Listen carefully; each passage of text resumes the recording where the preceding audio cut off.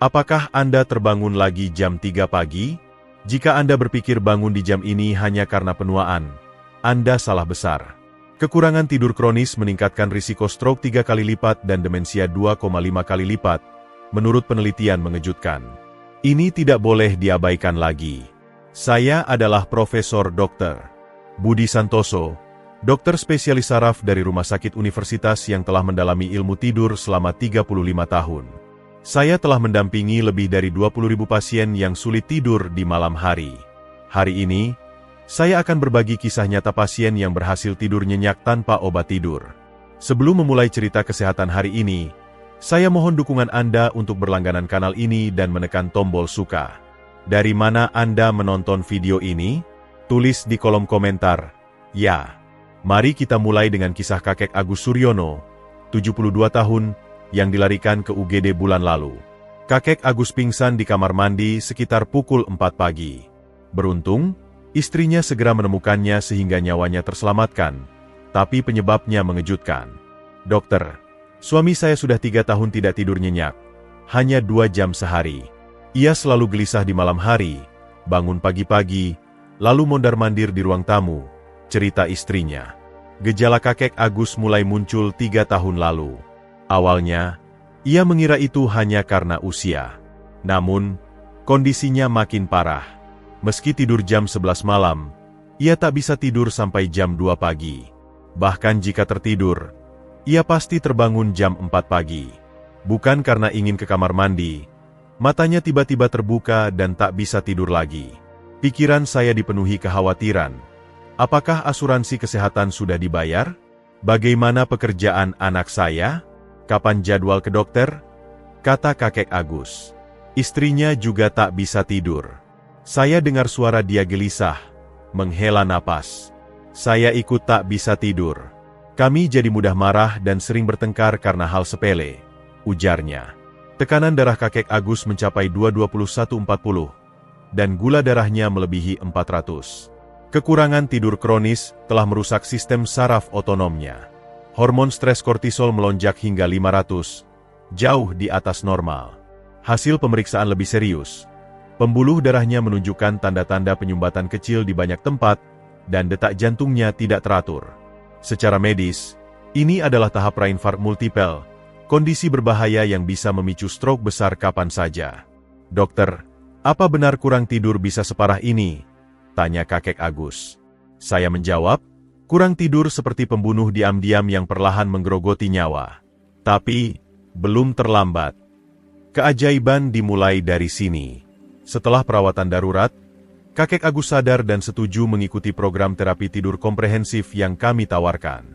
Sejak saat itu, hidupnya berubah total.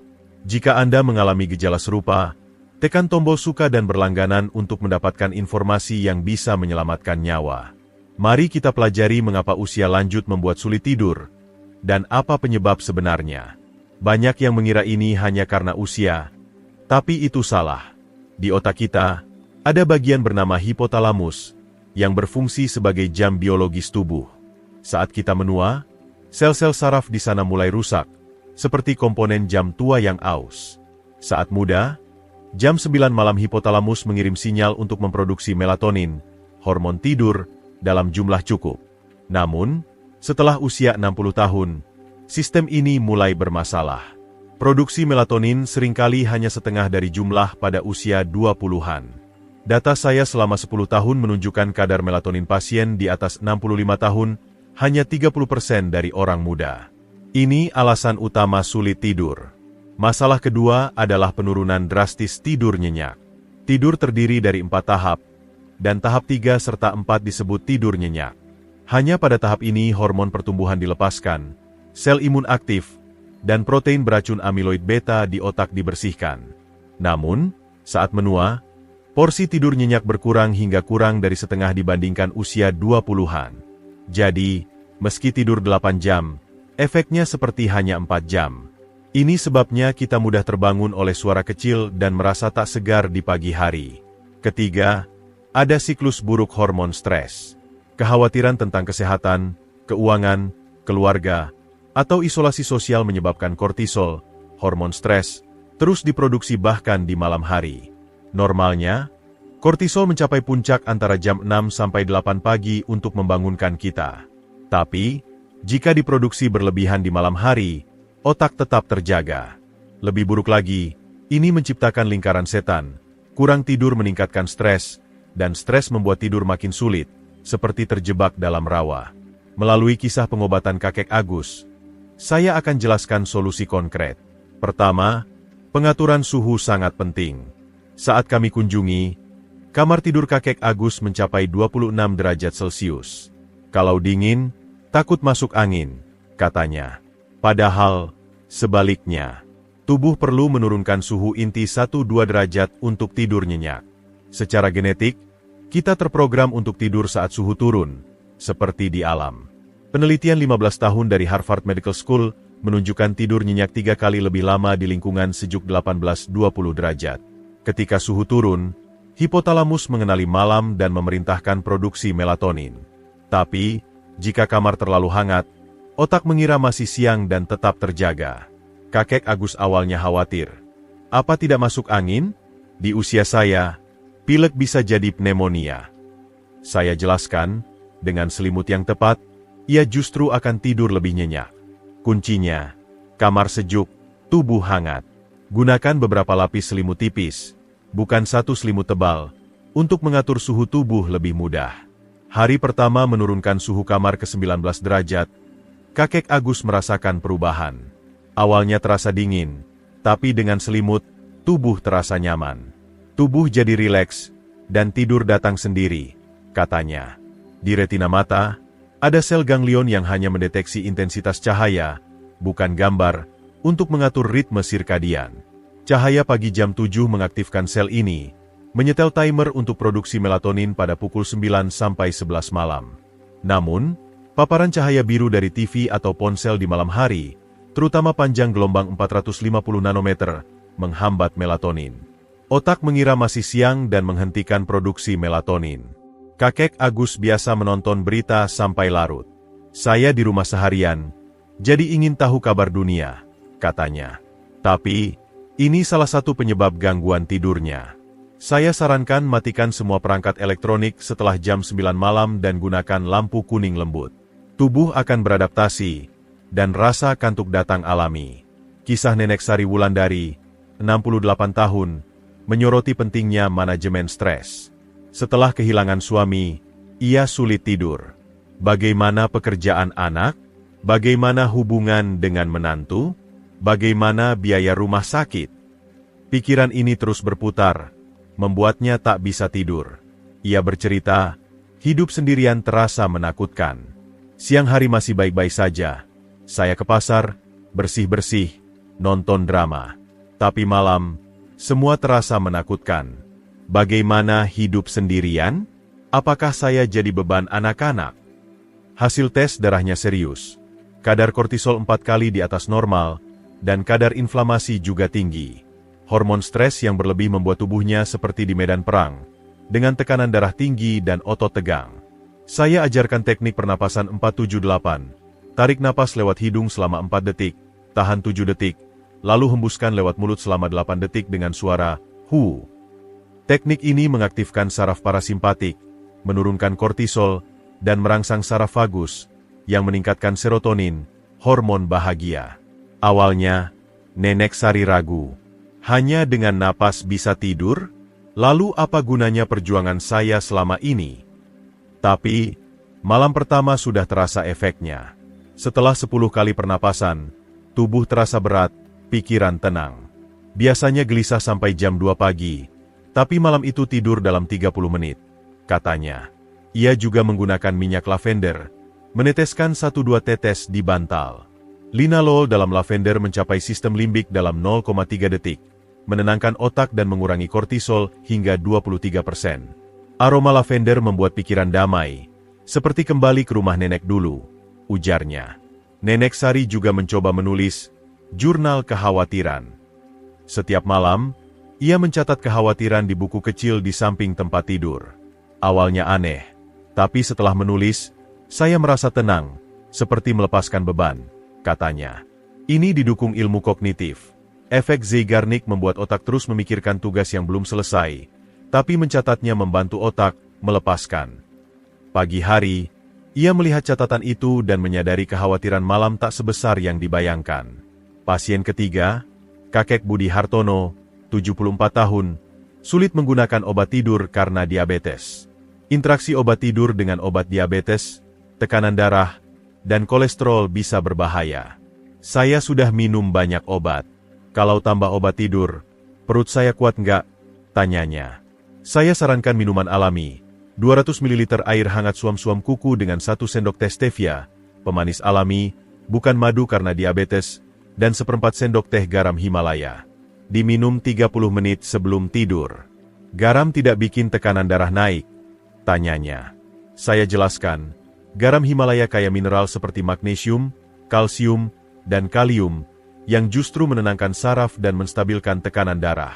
Magnesium, penenang alami, mendukung 300 reaksi enzim, termasuk relaksasi otot. Dalam 5 hari, Kakek Budi merasakan perubahan. 20 menit setelah minum, saya mengantuk. Bahkan kalau terbangun, saya cepat tidur lagi, katanya. Yang mengejutkan, gula darahnya turun dari 400 ke 150 karena tidur cukup meningkatkan sensitivitas insulin.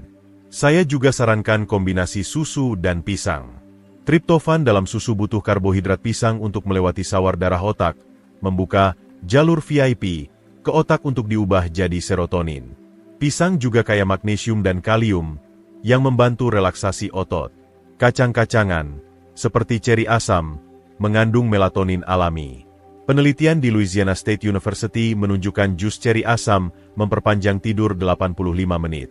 Tapi, makanan ini harus dikonsumsi 2-3 jam sebelum tidur agar pencernaan selesai.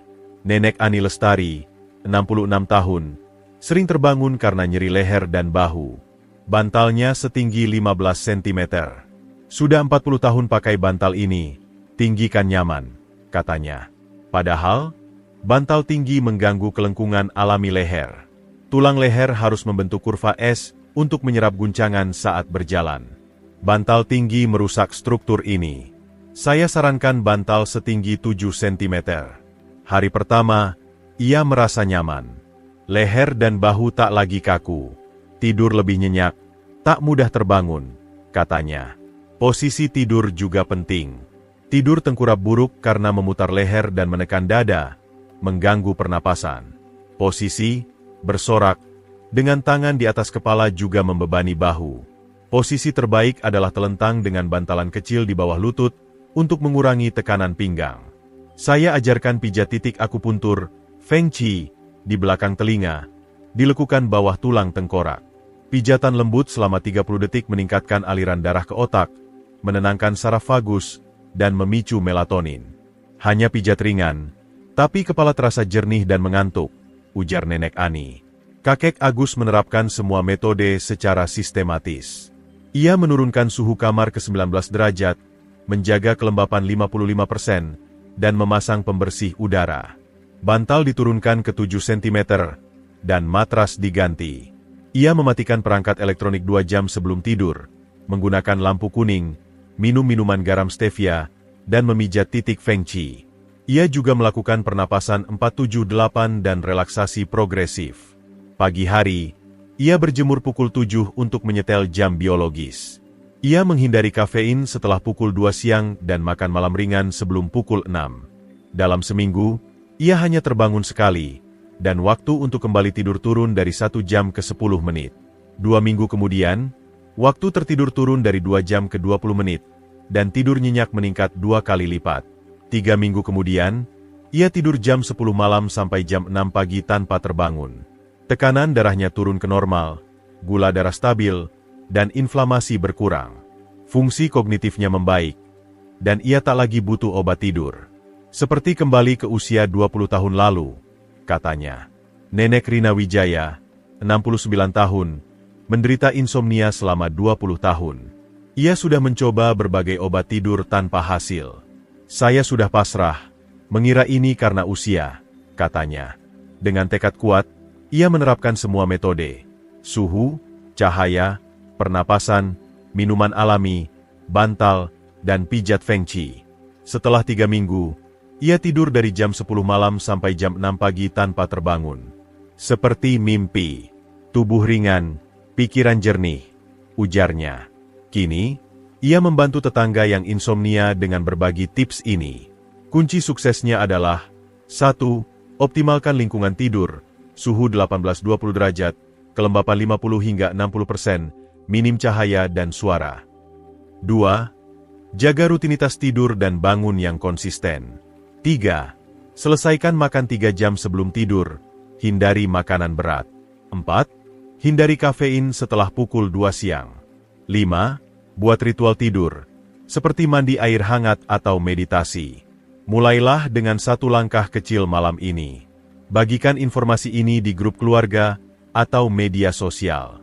Dari mana Anda menonton video ini? Tulis di kolom komentar. Dan jangan lupa tekan suka serta berlangganan. Terima kasih. Semoga hari ini sehat dan bahagia.